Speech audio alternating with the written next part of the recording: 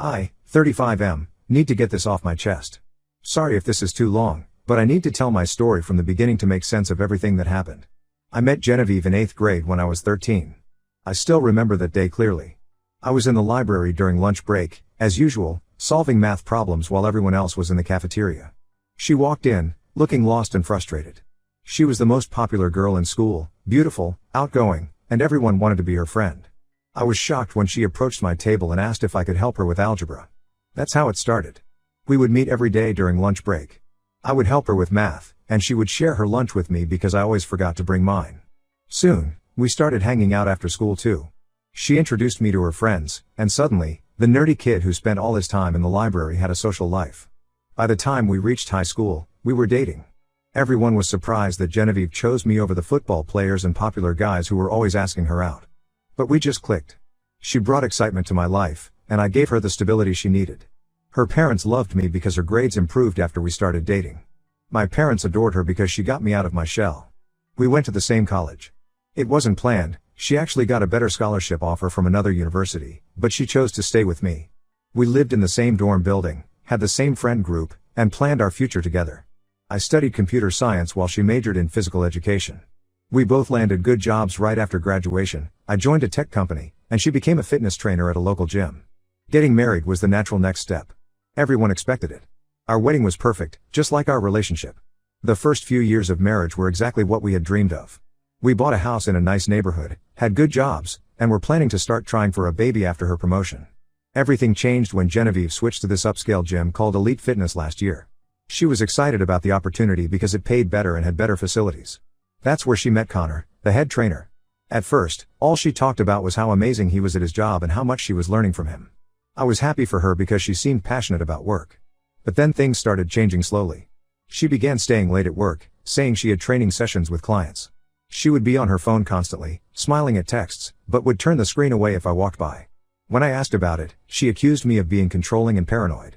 She started criticizing everything about me, how I dressed, how I spent my free time, even how I ate. The changes in her behavior became more noticeable. If I suggested staying home for a movie night, something we both used to love, she would call me boring and predictable. If I planned a surprise date night, she would say she was too tired from work. She stopped sitting with me in the evenings, stopped sharing details about her day, and even moved to the guest bedroom, claiming my snoring kept her awake. I don't snore. Last month was our 7th wedding anniversary. I had planned to surprise her at work with her favorite lilies and take her to the restaurant where we had our first date. I still remember walking into the gym, flowers in hand, feeling excited about surprising her. The receptionist told me Genevieve was in Connor's office discussing training schedules. The door wasn't completely closed. Through the gap, I saw them making out against his desk. I stood there frozen, the flowers falling from my hand. The sound made them jump apart. Genevieve saw me and her face went pale. I didn't say a word, I just turned around and walked out. She came home that night acting completely normal, as if she hadn't just shattered our entire marriage. When I confronted her, she didn't even try to deny it. She admitted she had been sleeping with Connor for 3 months. Her explanation? I had become too boring and predictable. She said Connor made her feel alive and excited. She said she still loved me but wasn't in love with me anymore. I packed some clothes and left that night. My friend Mark let me stay at his place. Over the next week, my phone was flooded with calls and messages. Genevieve's parents called repeatedly, saying I needed to give their daughter another chance. Her mom actually said I should try to be more exciting and romantic to win her back. My parents were furious with Genevieve. They always treated her like their own daughter, and her betrayal hurt them deeply. At work, my colleague Blake has been incredibly supportive. She would notice when I skipped lunch and bring me food. She would stay late to help me with projects when I couldn't focus. Last week, she confessed something that shocked me. She had feelings for me even before I married Genevieve. She never said anything because she saw how happy we were together, and she respected our relationship too much to interfere. I filed for divorce immediately. Genevieve keeps trying to convince me to try marriage counseling. She says 7 years of marriage shouldn't end because of one mistake. But it wasn't one mistake, it was 3 months of conscious decisions to betray me. Her parents are pressuring mutual friends to convince me to reconsider, saying marriage needs work and forgiveness. But I'm done. I don't want to be with someone who thinks it's okay to cheat just because their partner is boring. I don't want to be with someone who expects me to change my personality to keep them faithful. I deserve better than that, and maybe I've found it with Blake.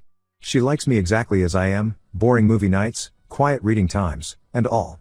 I know this was long, but it feels good to get it all out. If you've read this far, thank you for listening to my story.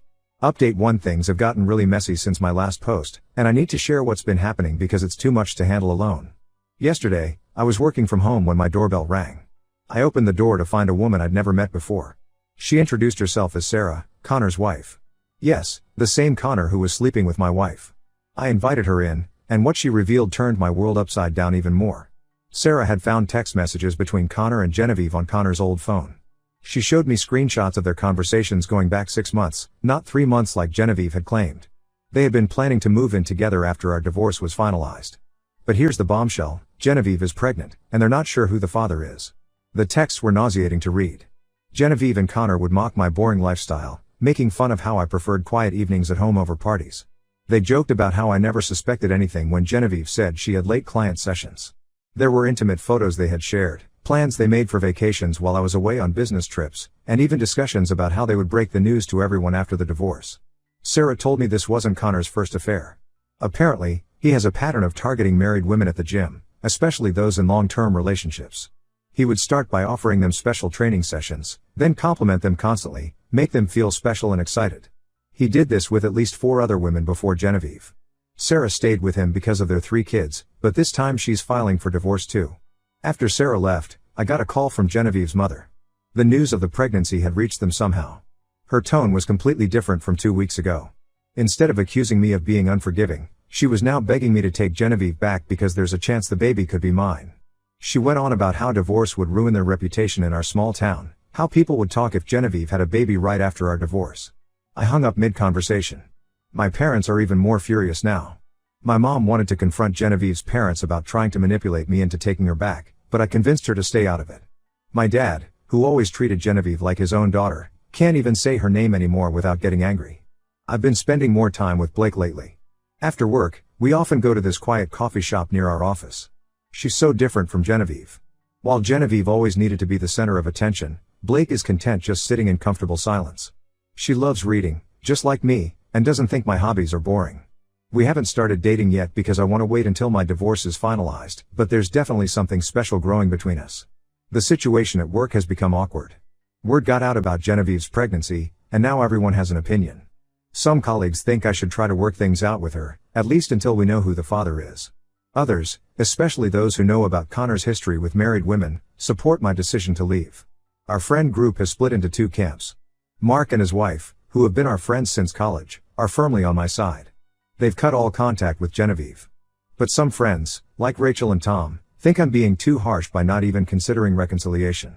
They keep saying that pregnancy changes everything and that I might regret not trying to save my marriage. Yesterday, Genevieve tried to corner me at the grocery store. She was crying, saying she made a huge mistake and that the baby might be mine. She begged me to at least wait for the paternity test results before finalizing the divorce. When I refused, she got angry and said I never truly loved her if I could walk away so easily. I just walked away while she was still talking. The irony isn't lost on me. She cheated because I was too boring and predictable, but now she wants that boring, predictable life back. She texted me later saying she misses our quiet evenings at home, our weekend movie marathons, all the things she used to complain about. Sarah and I have been in contact, supporting each other through this mess. We're both filing for divorce, and we've been sharing information about Connor's patterns of behavior with other gym members. Several women have come forward saying he made inappropriate advances towards them too. I'm meeting with my lawyer tomorrow to discuss expediting the divorce process. Genevieve's pregnancy doesn't change anything for me. Even if the baby turns out to be mine, I'll support the child, but I won't go back to her. I deserve someone who loves me for who I am, not someone who cheats because I'm not exciting enough. Blake has been my rock through all of this. She doesn't push for anything more than friendship, but she's always there when I need to talk or just need company. Sometimes I wonder how different my life would have been if I had noticed her feelings before marrying Genevieve. But I try not to dwell on what ifs. Right now, I'm focusing on getting through this divorce and maybe, when the time is right, starting something new with someone who appreciates me for exactly who I am. I'll update again when I have more news about the paternity test or the divorce proceedings. Update 2: A lot has happened since my last update, and things took an even darker turn than I expected. First, the paternity test results came back. Connor is the father of Genevieve's baby. When the results came out, Genevieve showed up at my apartment unannounced, crying hysterically. She said even though the baby isn't mine, we could still work things out. She talked about how she made the biggest mistake of her life and how she misses our life together. I simply asked her to leave. The divorce is almost finalized. Genevieve didn't contest anything after the paternity test results.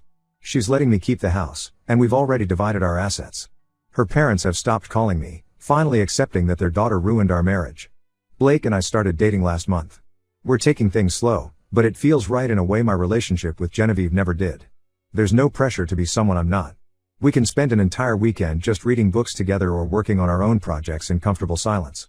She actually gets excited about my interests instead of mocking them. But here's where things get really messed up. Yesterday, Sarah called me in tears. She had been going through Connor's laptop, looking for evidence for their divorce proceedings, when she found a hidden folder. It contained videos, dozens of them, of his encounters with married women from the gym, including Genevieve. He had been secretly recording everything and using these videos to blackmail the women into continuing their affairs. Sarah turned the laptop over to the police. They found evidence that Connor had been doing this for years at different gyms across the state. He would target women in long-term relationships, seduce them, record their encounters, and then use the videos to control them. Some women had been paying him money to keep quiet. Others, like Genevieve, were manipulated into continuing the affair under threat of exposure. Connor was arrested this morning. The police found videos of at least 12 different women on his laptop. Several women from the gym have come forward with similar stories. Some had been afraid to speak up because of the videos. The gym has fired both Connor and Genevieve, and they're facing several lawsuits from the women involved. Genevieve called me after Connor's arrest. She was sobbing, trying to explain that she wanted to end things with him months ago, but he threatened to send our families the videos. Part of me feels sorry for her, but another part remembers how she mocked me in those text messages with Connor, how she blamed me for being boring when she was choosing to cheat.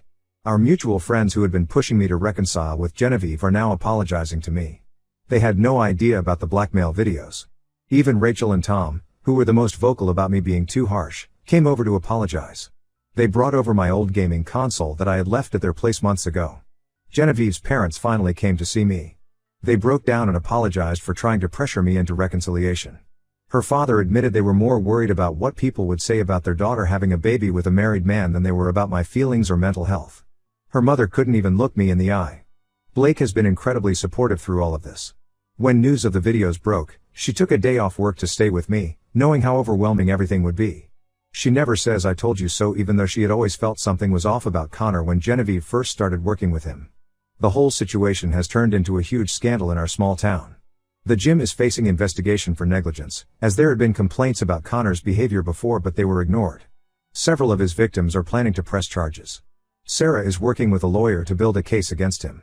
I'm just glad I got out when I did. Yes, it hurts to know that Genevieve was being blackmailed, but she still chose to start the affair. She still chose to mock me and blame me for her decisions. Now she's dealing with the consequences. She's lost her job, most of her friends, and she's having a baby with a man who's probably going to prison. Meanwhile, I'm moving forward with my life. Blake and I are talking about moving in together once my divorce is final. It's strange how life works out sometimes. I had to lose what I thought was a perfect marriage to find someone who truly accepts and loves me for who I am. Update 3: It's been 6 months since my original post, and my life has completely transformed. The divorce was finalized 2 months ago.